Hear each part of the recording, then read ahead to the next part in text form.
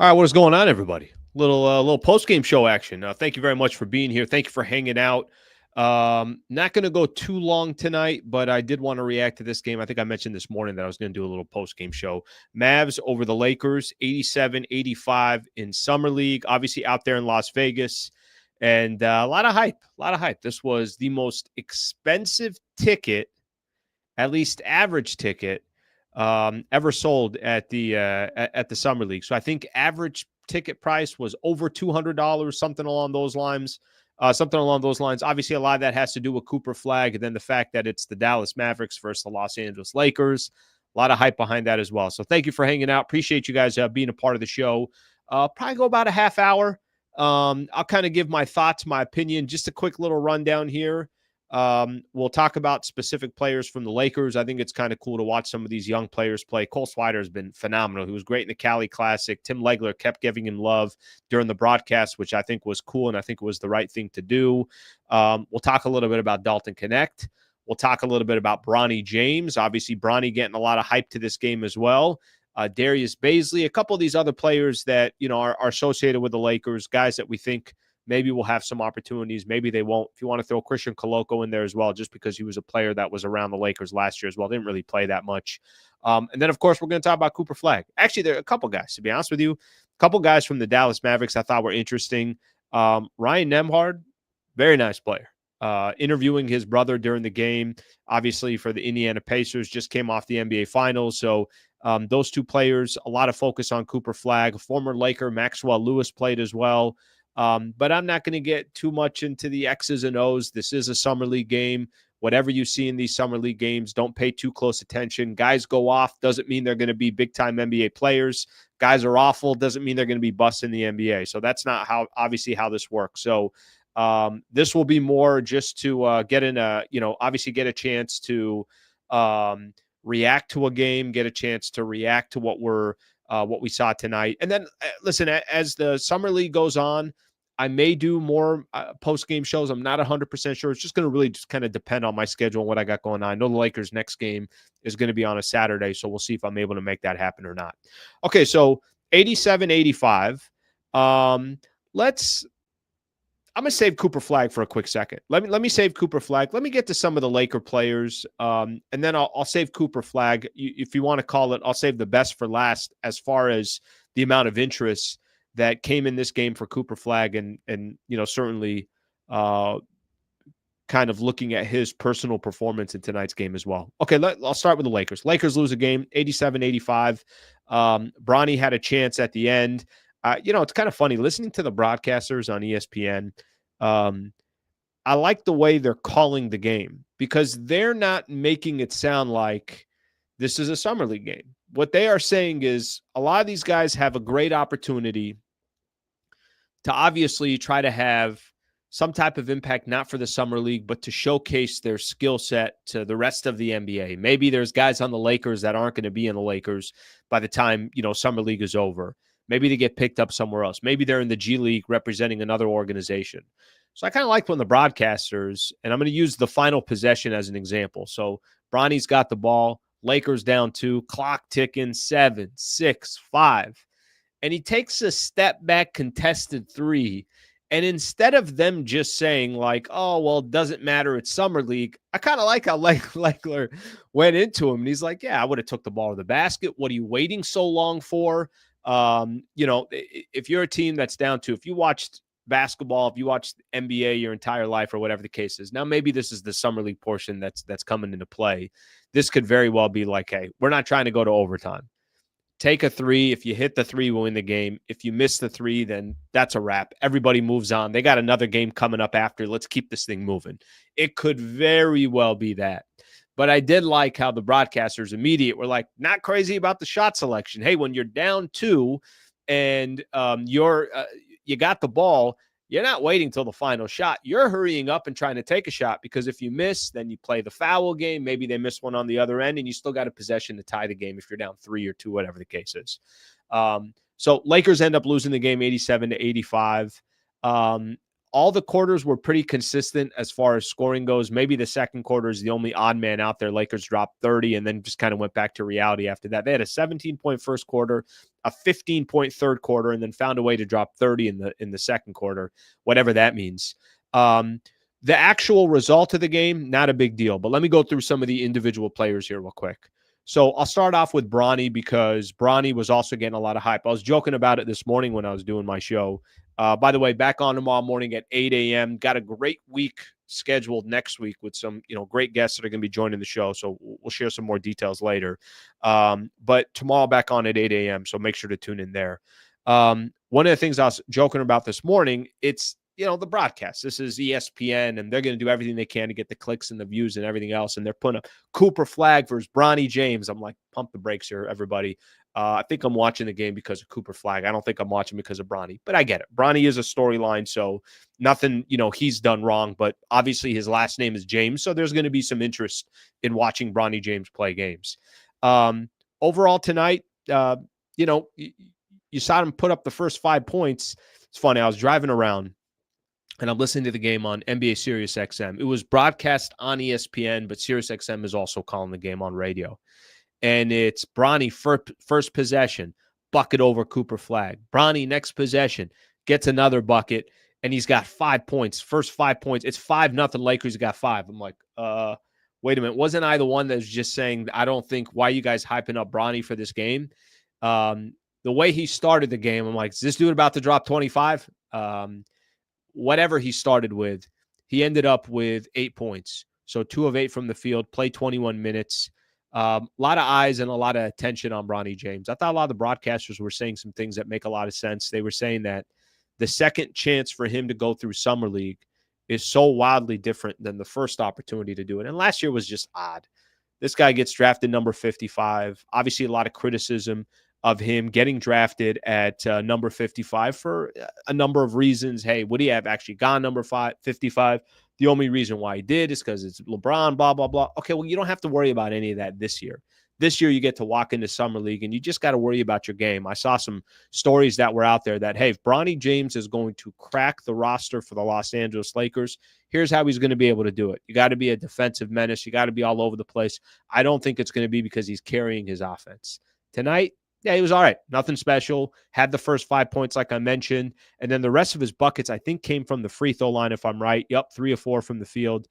Just 2 of 8 from the field. Couldn't hit a 3, just 1 of 6 from the three-point line. So Bronny's got a ways to go. I think everybody knows that and understands it. I think it will be interesting to see once the season starts. All right, is there a spot for Bronny on this roster? And what I mean by that is like actually getting minutes. Probably not. I mean, should he be getting more minutes than Dalton Knecht? I think most people would say Dalton Knecht should be getting those minutes. If the question that you want to ask is, well, you want offense or you want defense? And clearly one player can't play defense and the other player is pretty damn good at defense. There were a couple possessions early on. Cooper Flagg was just, listen, one dude's 6'9", the other guy's 6'3". So there's a 6-inch difference there. But he holds his own from a defensive perspective. He holds his own, but he's just small. And that's just, he plays bigger than he actually is. But for NBA standards, 6'3" is obviously not that's not a big size. And usually if you got guards that are that small, then they are just a bucket ready to happen. And that's how they've made their name in the league. So overall for Bronny, nothing special. 5 quick points, and then you really didn't see anything after that. Obviously took the final shot, went for the win, and he didn't hit it. Let me go through a couple of the other players here real quick. Let me do Knecht, and then I'll go to Cole Swider. Knecht, 6 of 16 from the field. It's funny with Knecht. It's funny. It's like I don't know how you guys feel about Dalton Knecht, but I find myself more times than not. It's like put it this way. If I'm off 2 inches on Bronny, people are saying here 6'3", he's 6'1". Maybe that's with his shoes on. You're right. He's probably about 6'2", somewhere around there. Whatever the case is, you guys know what I'm talking about as far as his size. He's an undersized guard, and that's the best way to put it. Okay, let me go real quick on, and you guys tell me if you guys agree with this or not in regards to Bronny James. Or I'm sorry, in regards to Dalton Knecht. What a weird relationship I think Laker fans have with Dalton Knecht. We got this, I think there's this expectation in the Summer League for him to be dropping 25 a night. and just dominating the summer league. And you know who? Let me tell you who it reminds me of, because I think this happened in his second year in the NBA, and then his second opportunity in the summer league. Do you remember the hype that started around Max Christie? And I like using Max Christie as an example because of where he was drafted, and you can just see this. You could see him kind of starting to take off, and a lot of people were excited about Max Christie. His second year in the summer league, he might have only played a couple of games, if I remember off the top of my head. But that dude looked like a man amongst boys. That's what he looked like. That's what Max Christie looked like. Max Christie looked like, yeah, this guy is on another level compared to these summer league players. Not compared to other NBA stars and other NBA players, compared to the summer league guys. Guys that might be playing in Europe, guys that might not even make the NBA roster, guys that will live in the G League for a couple of years, and then guys that could potentially get in the NBA. That's what Max Christie looked like. And then there was this feeling like, yeah, Max Christie, he's coming. And I think people want that with Dalton Knecht. I think people are hoping that with Dalton Knecht. Last year was really odd. You had him in the summer league, and then he comes into the NBA, and this dude just takes off like no tomorrow. Then he's wildly quiet for a couple of months. Then the Lakers trade him. Then he comes back, and then he's never really used again or depended on the rest of the season. So you guys know kind of the ups and downs with Dalton Knecht last year. Knecht, 15 points tonight, 6 of 16, 3 of 7 from the three-point line, played 26 minutes.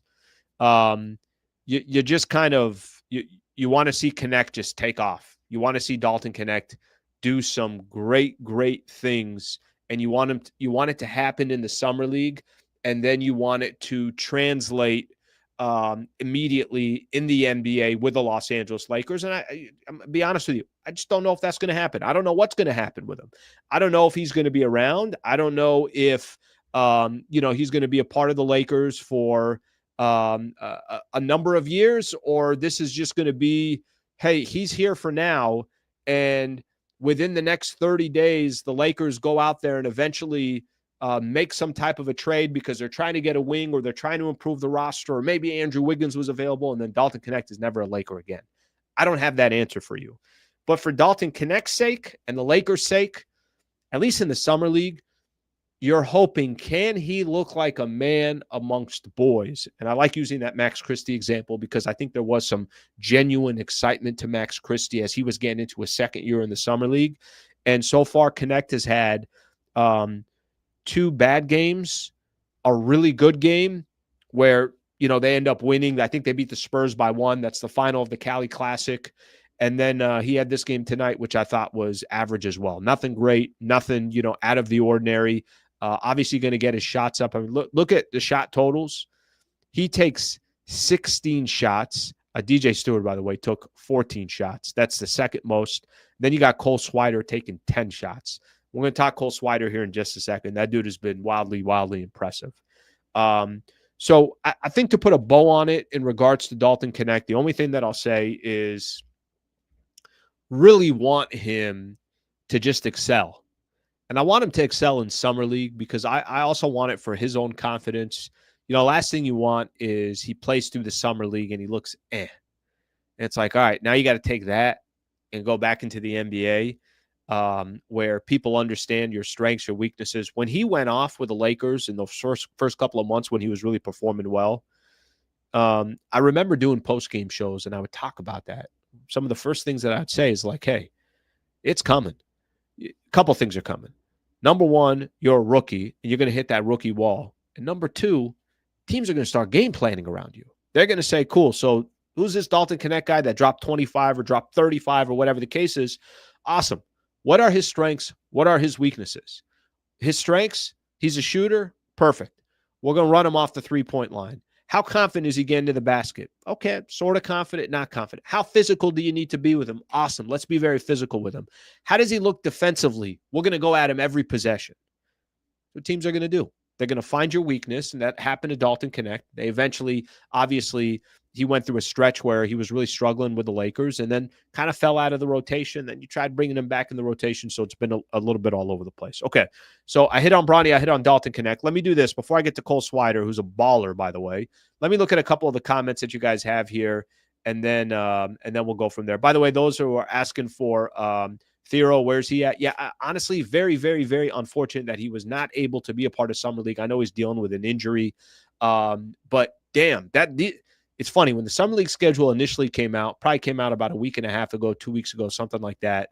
Right when it came out, I was like, I want to see Theo, and I want to see this, young wing, high flyer, can play some defense, this and that, but he's not going to be available for the Summer League. That really sucks for him because I think guys like this, especially, you're drafted, you come into the NBA, it's your first Summer League.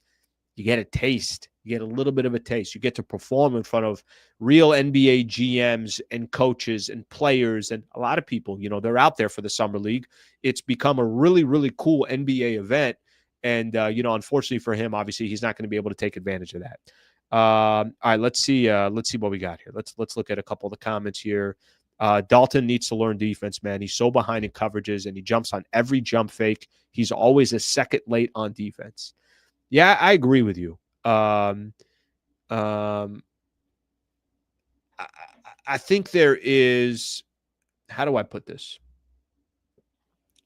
I think there are moments, for a player like that where maybe you're thinking too much. Like he already, from an athleticism perspective on defense, he just doesn't have those instincts like other players have. So now you start overthinking, and now you got so many coaches probably in your ear telling you, do this, do that, whatever the case is. I don't know how much it affects him, but got to have a feel for a game. I think he's got such a beautiful feel for the game on offense. He clearly doesn't have that on defense. And some players, it's opposite. They have it on defense. They don't have it on offense. All right, let's see. We'll do Swider in just a second.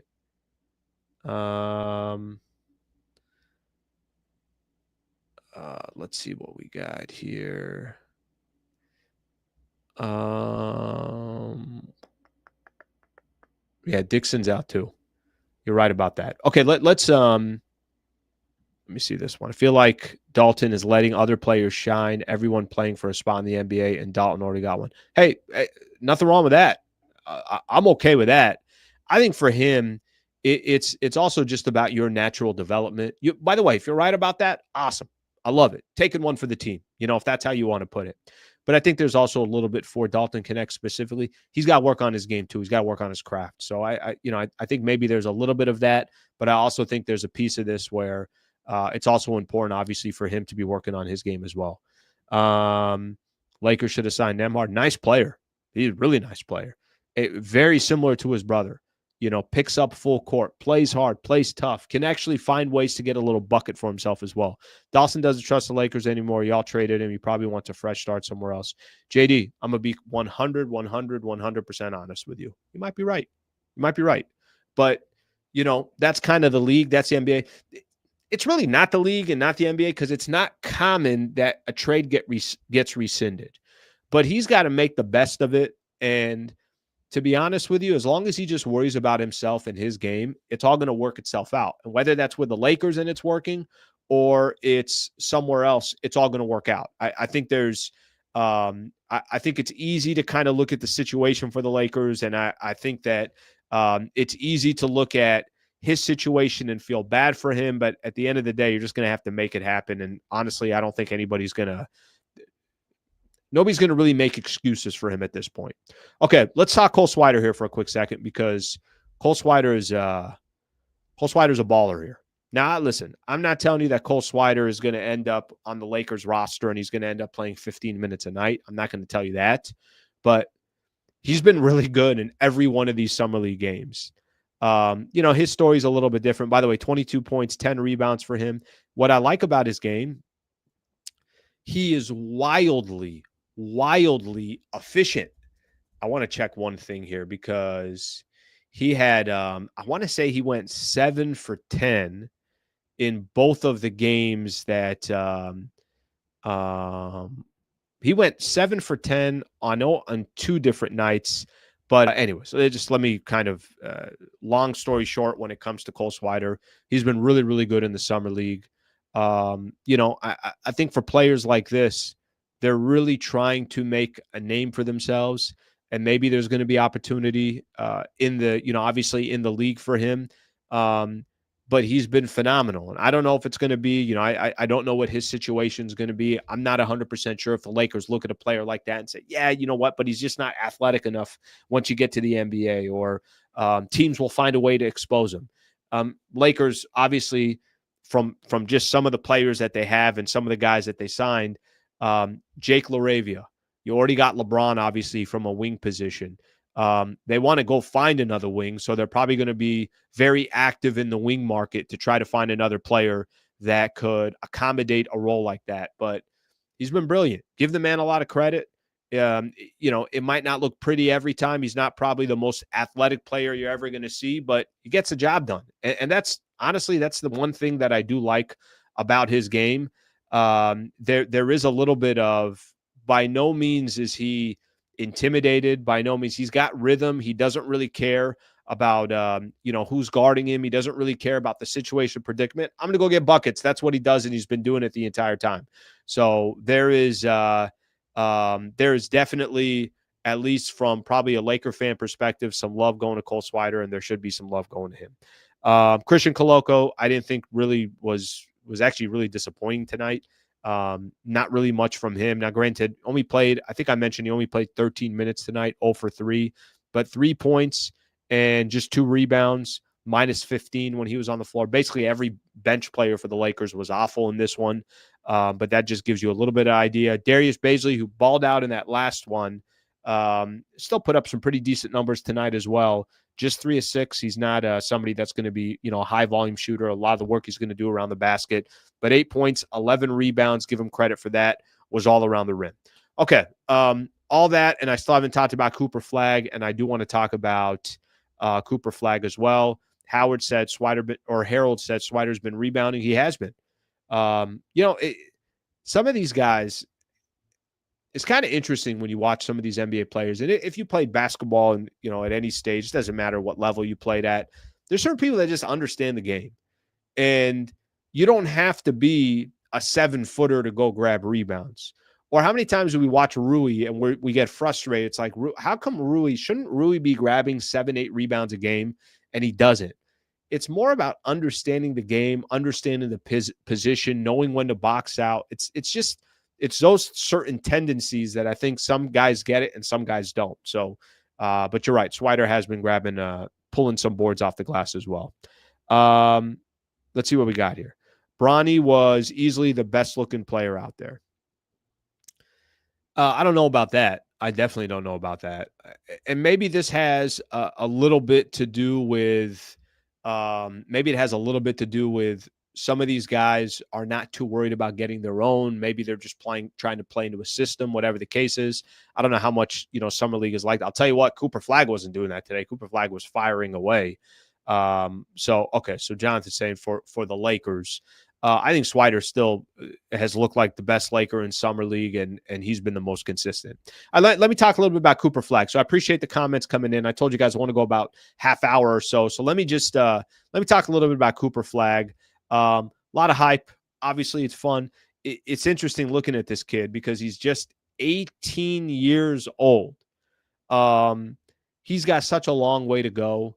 And it's interesting, when I first heard Jason Kidd, and we heard Jason Kidd at halftime too talk a little bit. He was on with Malika Andrews, and they were talking a little bit about how they want to use Cooper Flagg. But when I initially heard they want to use him more as a point forward, right? Somebody who brings up the ball, somebody who can still initiate an offense. Obviously, the NBA, you look at guys, he wouldn't be the first 6'9" point guard or point forward in the NBA. Think of Magic, obviously LeBron. There's players in the NBA that have done that.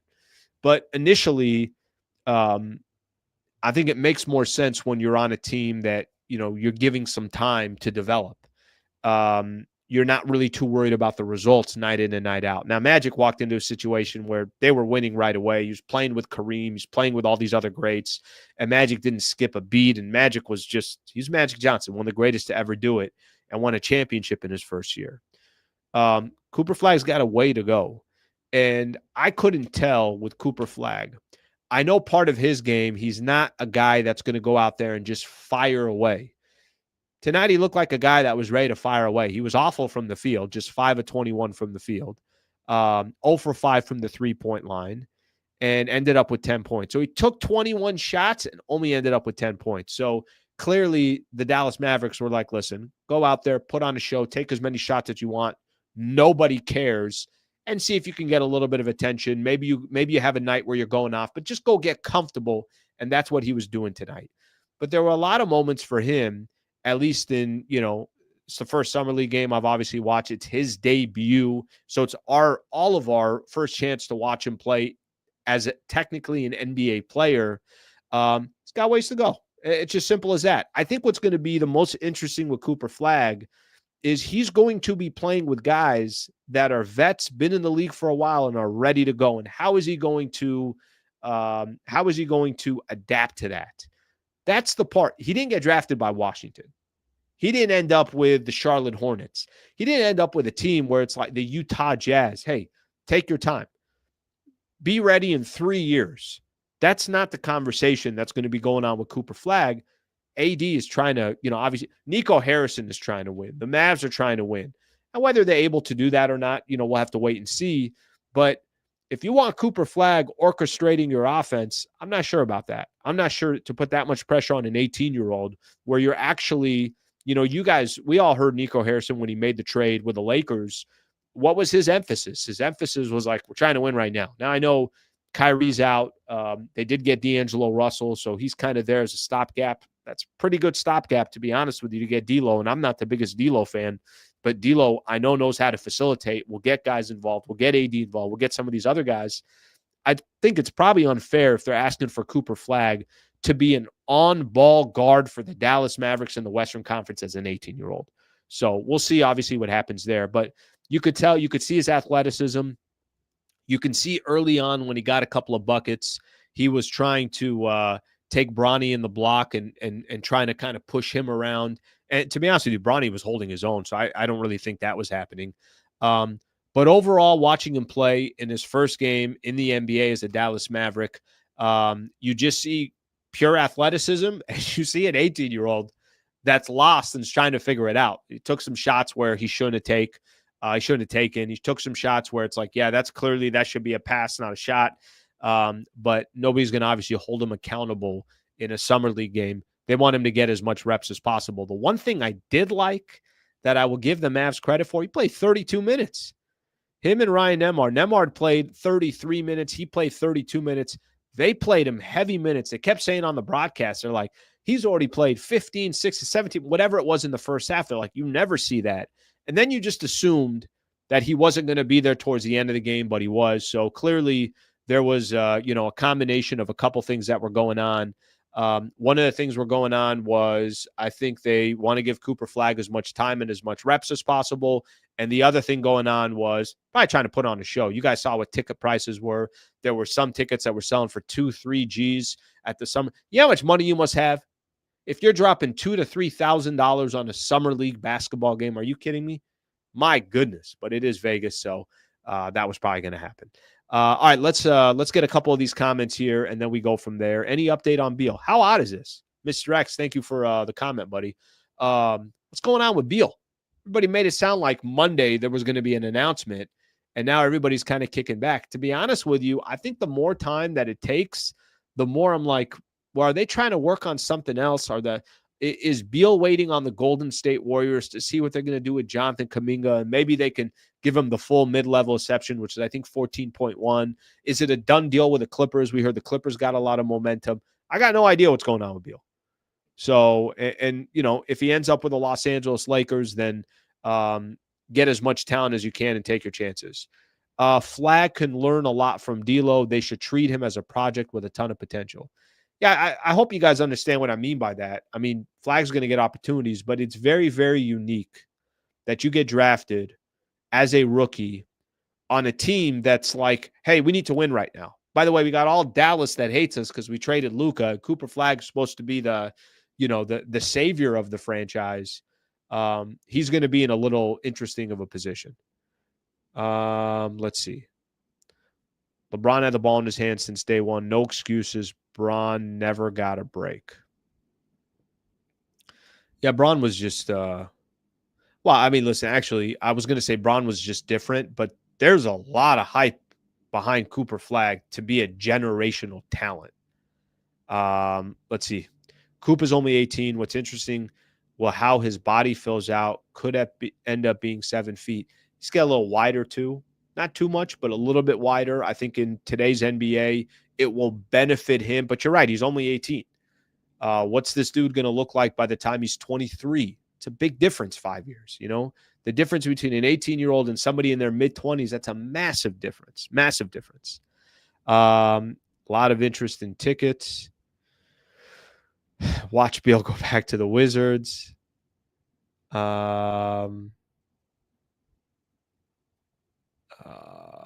So you got your weight up. You're not boxing anymore. I'm in the off season. You know what I mean? When you get in the off season, you're not boxing as much. I still got it. Don't worry. I still got it. Bron was generational. Wemby, Cooper, he probably is also. You think AD will want out now that Cooper Flagg will run the Mavs sooner or later? Chris, I know he's a free agent, not next year. I think he's got 2 years left on his contract. I don't know if he's going to want out. I think he's going to try to figure out and make it work in Dallas, to be honest with you. I think he's got a good relationship with Nico Harrison. He's always going to be tied and associated with the Luka trade, so I don't think that he's going to be asking out or anything like that. Defense was awesome for Cooper Flagg. Yeah, that is the one thing that I will say, and I think a lot of people are talking about and what they get excited about. He's a two-way player. Not all these guys that come into the league are two-way players. Unfortunately, that's probably too uncommon. So I think that portion will obviously be nice. All right, my people. I think that's all we got for today. I told you guys I want to go about a half hour. I just wanted to get a chance to get a little bit of reaction in. That was kind of my goal in doing this. I am back on tomorrow morning at 8 a.m. So we'll be on tomorrow. We'll get some topics ready to go for everybody, and we'll continue to talk Lakers basketball in the NBA. I appreciate you guys hanging out. I know this was a little odd to be doing a show in the evening on July 10th on a Thursday, but wanted to make sure I did a post-game show, so hopefully you guys enjoyed that. Please subscribe to the channel if you guys don't mind. I really do appreciate you guys obviously all being here, hanging out, and supporting the channel. So thank you very much, everybody. Hope you guys have a good rest of your night. Be back tomorrow morning at 8 a.m. Hopefully you guys enjoy the rest of your Thursday night. Thank you, everybody.